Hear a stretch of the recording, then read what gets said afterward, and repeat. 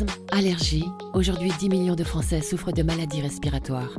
S'il existe des traitements efficaces, le sport reste un plus pour prendre soin de son souffle. Les explications du professeur Jesús González, pneumologue. Le sport est très important quand on est patient asthmatique, et je dirais pour 3 raisons. La première, c'est qu'il ne faut surtout pas se limiter dans le sport, et si la maladie est bien contrôlée, on doit faire du sport normalement. Permettez-moi une petite anecdote personnelle. Quand j'étais jeune, j'avais un copain, il était dispensé de sport parce qu'il était asthmatique. Alors je m'en ai fait une montagne, mais en tous les cas, c'est faux. Maintenant, on ne se limite plus. Un patient asthmatique doit faire du sport, et c'est une bonne manière d'ailleurs pour lui de voir si sa maladie est équilibrée. La deuxième raison, elle est pour les raisons générales pour lesquelles on recommande de faire du sport, à savoir l'amélioration de la condition physique, cardiaque, mais on améliore aussi les muscles respiratoires. Et la troisième raison, pas très connue, c'est que si on a une crise d'asthme, si on est dans de bonnes conditions physiques, on aura une meilleure résistance, on luttera mieux en attendant son traitement de secours ou d'aller se faire traiter en urgence. Il y a 2 messages importants à passer aujourd'hui. Le premier, pour les asthmatiques, surtout ne vous limitez pas dans le sport. C'est ça qui va dire si votre maladie est équilibrée. Vous devez faire du sport au même niveau que tous les autres. Et le deuxième, c'est le même que pour la population générale. Le sport, c'est bon pour tous les organes, donc allez-y à fond. Bonjour, je suis asthmatique et j'ai du mal à respirer dès que je fais des efforts, mais j'aimerais bien me mettre au sport. Est-ce que c'est dangereux pour moi?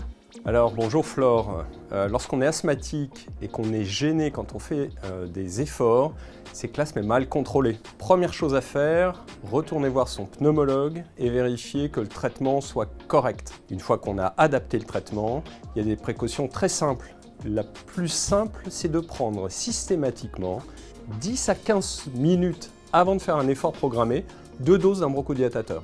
Et vous allez voir que dans 70 à 80% des cas, vous ne ferez plus de crise d'asthme à l'occasion de l'effort. Cyclisme, running, Laurane était très sportive, jusqu'à ce qu'on lui détecte un asthme sévère en 2020, avec un impact réel sur son quotidien. Au quotidien, ça chamboule un peu tout, je dirais, parce que c'est vrai que c'était devenu compliqué de monter 3 étages. Et par rapport à ma pratique du sport, c'est vrai qu'il faut un peu tout réapprendre, il faut se réhabituer. Une pratique sportive facilitée par ces traitements, notamment le bronchodilatateur. Quand on pratique le cyclisme, on ne se rend pas toujours compte de l'effort que ça représente, notamment parce qu'on dit souvent que le vélo c'est un sport assez doux. Finalement, le traitement il permet vraiment de retrouver une partie des capacités perdues et donc permet de pratiquer correctement le sport.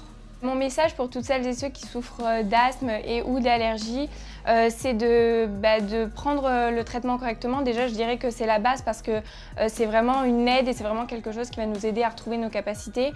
Mais c'est surtout de persévérer et de continuer. Plus on fait du sport, plus le corps s'habitue et plus après on y prend du plaisir. Si vous souffrez de maladies respiratoires et que vous souhaitez commencer une activité physique ou sportive, rapprochez-vous de votre équipe soignante, pneumologue et médecin traitant. Et n'oubliez pas de prendre votre bronchodilatateur avant toute pratique physique ou sportive. Retrouvez d'autres conseils sur le site de la Fondation du Souffle, lesouffle.org.